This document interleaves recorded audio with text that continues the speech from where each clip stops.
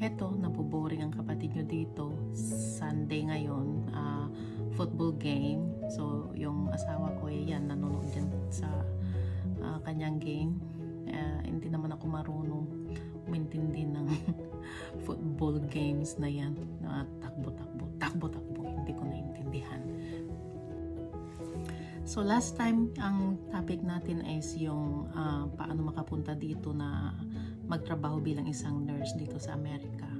Ngayon naman, para naman mabago, hindi masyadong seryoso, napag-isip-isipan ko, nagagawa ako ng mga memes ng mga nurses dito sa Amerika. So, yung mga nurses na nagtatrabaho dito, makaka-relate sila dahil sa mga iba't ibang klase ng pasyente na may encounter mo dito. Yung hirap, idadaan na lang natin sa katatawanan. So, start tayo. So, kung ang schedule mo na nurse dito ay panggabi, lagi mong wini-wish na sana natutulog ka, very cozy, balot na balot ka. Pero in realidad, inandun ka sa trabaho. Ito yung ginawa ko na meme.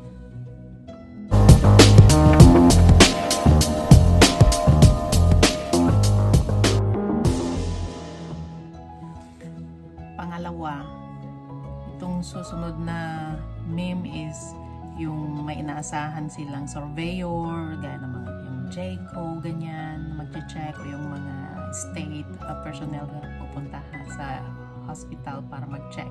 At sasabihin ng management, bawal yung mga inumin o mga pagkain dyan sa na nakalatag dyan sa desk mo. Ito yung meme na ginawa ko.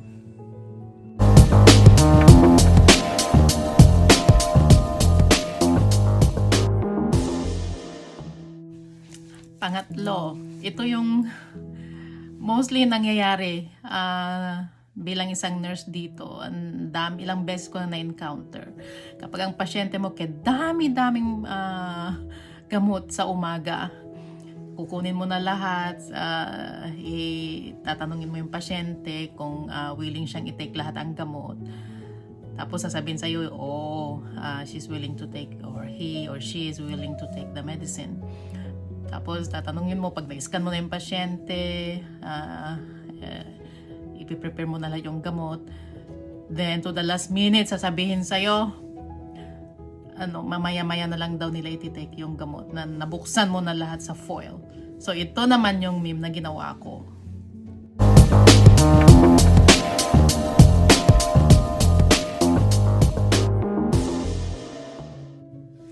Itong susunod ay maiinis ka o matatawa na lang dahil karamihan ng mga pasyente na ngayon, lalo na tong pandemic na to, daming mga isolation. So kung kailan ka pa nakapag-gown na lahat-lahat, na isuot mo na yung mask mo, tapos face shield, goggles or face shield, kung kailan ka pumasok doon sa kwarto ng pasyente, doon ka naman tatawagin. May tawag ka daw sa telepono from the doctor. So ito naman yung meme na ginawa ko.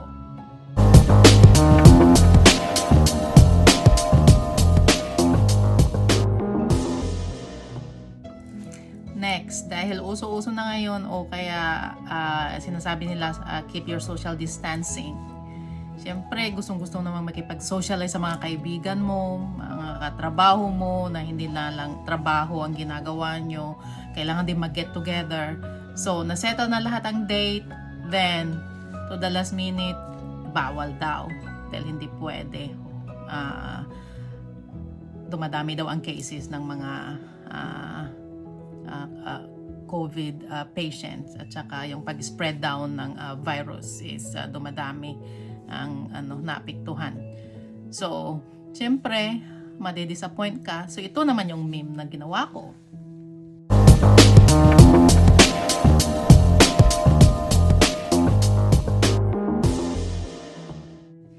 Itong susunod, paalala lang po para sa mga mahina ang bituka. Medyo may kasilanan po.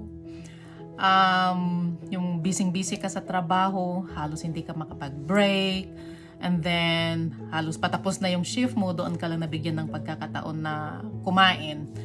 And then, malapit na yung shift change, malapit ka na magbigay ng report. Pero, may nangyari. Pupo daw ng pasyente mo. Yung pasyente mong pupo ng pupo.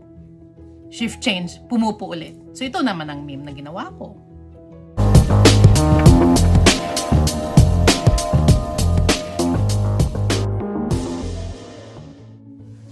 Ano mga kapatid, relate na ba kayo? Ako, pinipigal lang akong tumawa dito kasi habang ginagawa ko to, natatawa na talaga ako kasi talagang related talaga sa trabaho natin bilang isang nurse dito.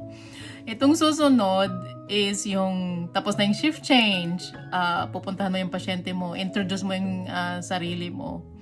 And then, nag-start namang magdadakdak na yung pasyente mo and dami-dami mo pang gagawin. Gusto mo lang sana introduce yung sarili mo, tapos i-check mo lang kung nasaan yung call light.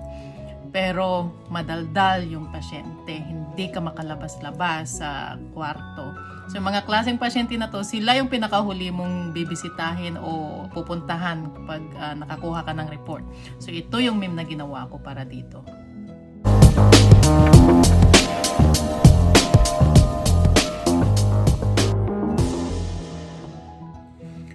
Itong susunod naman is yung busy ka, tapos na yung shift mo, kaya hi, salamat, kumbaga natapos din yung 8-hour shift mo o yung 12-hour shift mo, pero biglang sasabihin ng management, may staff meeting daw at kailangan mo munang mag-stay for a while. So ito yung meme na ginawa ko.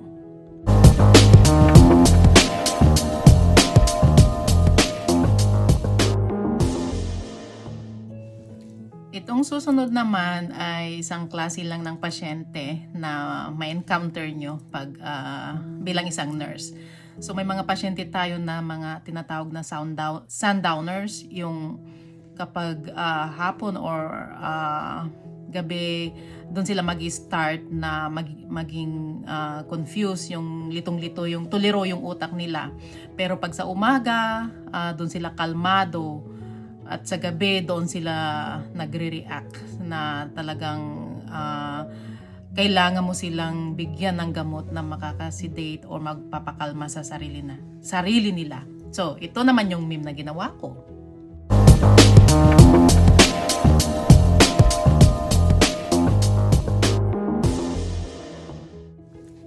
Itong susunod is yung nandun ka sa room ng pasyente. Pero kailangan mo nang lumabas dahil mayroon kang gustong gawin. Yung bang ihing-ihi ka. Pero hindi ka makalabas-labas dahil sobrang madaldal yung pasyente mo. Kinikwento na lahat ng pangyayari sa buhay nila. So ito naman yung meme na ginawa ko.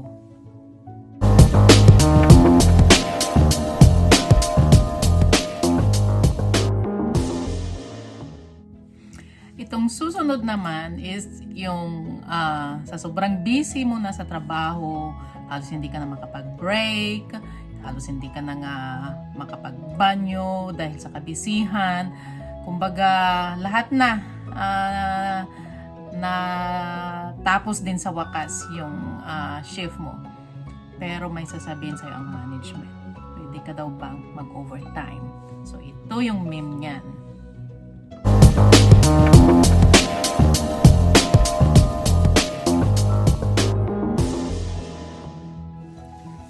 Next is yung may mga pasyente tayo na confused pero nakakatuwa sila. Yun yung tinatawag nating pleasantly confused patient. So, nasubukan nyo na bang magkapasyente na napagkamalan kayo ang kanilang nanny o katulong o helper? So, ito naman ang meme niyan. Matutuwa ka na lang o mangingiti ka na lang. Nakakaawa sila na nakakatuwa. So, ito yung meme na ginawa ko.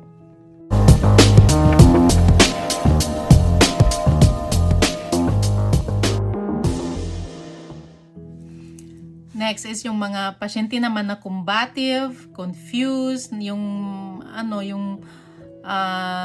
nangkikik o nanununtok ng mga staff, yung talagang agresibo sila, hindi mo makontrol. And then finally nag-order na yung doktor ng IV medicine na pampakalma sa pasyente. Pero yung pasyente, pinull out yung IV. So ito naman ang meme dyan na ginawa ko.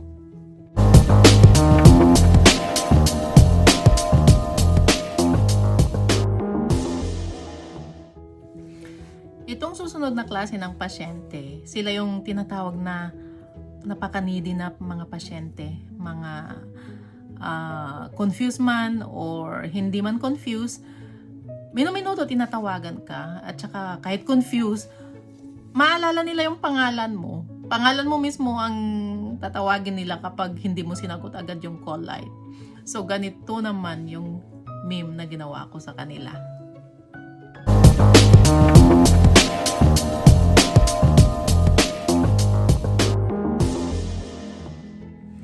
Itong susunod is related sa mga graveyard shift na mga nurses, yung nagtatrabaho sila ng gabi. So, nasubukan ko na lahat ng shift. Nagtrabaho ako ng day shift, evening, knock, 7p to 7a or 7a to 7p. So, pag madaling araw na talagang pinipigilan mong maantok. Pero ang hirap po talagang magtrabaho ng night shift. So, ito yung meme na ginawa ko para dyan.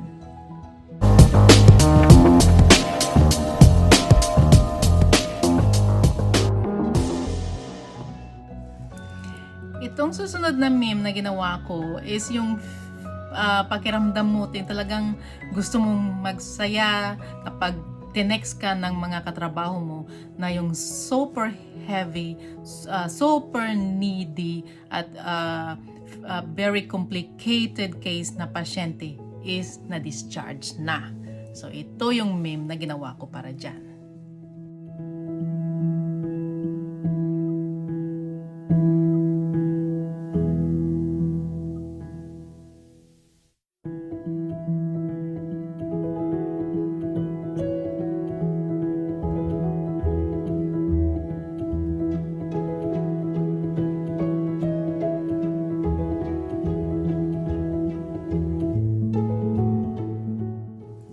Itong pinakahuling meme na ginawa ko para sa episode na to, although marami pa tayong gagawin na mga memes ng mga nurses na nagtatrabaho dito sa Amerika, is yung na-schedule ka na 3 araw, 12-hour shift pa yung schedule mo.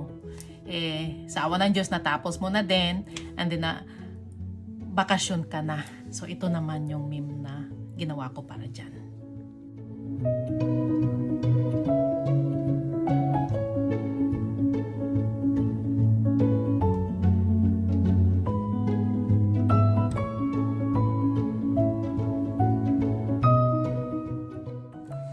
So mga kapatid, lalong-lalo na sa mga nurses na kagaya kong nagtatrabaho dito sa Amerika, nakarelate ba kayo? At sa mga kapwa natin, Pilipino dyan, mga kababayan, kapatid, sana natuwa kayo dito sa episode ko na to. Hindi biro-biro magtrabaho bilang isang nurse dito sa Amerika dahil sobrang busy po. Pero hindi ko kayo dinidiscourage. Tuloy nyo yung mga balak nyo kung gusto nyo pa rin mag-apply dito bilang isang nurse. Nakakatuwa na mahirap, pero ang importante, masaya ka sa trabaho mo. Mas magaan ang trabaho, gaano man ka-busy, basta na-enjoy mo yung trabaho mo. So yan lamang po. Sa susunod na episode ulit, kita-kita po tayo. Bye-bye!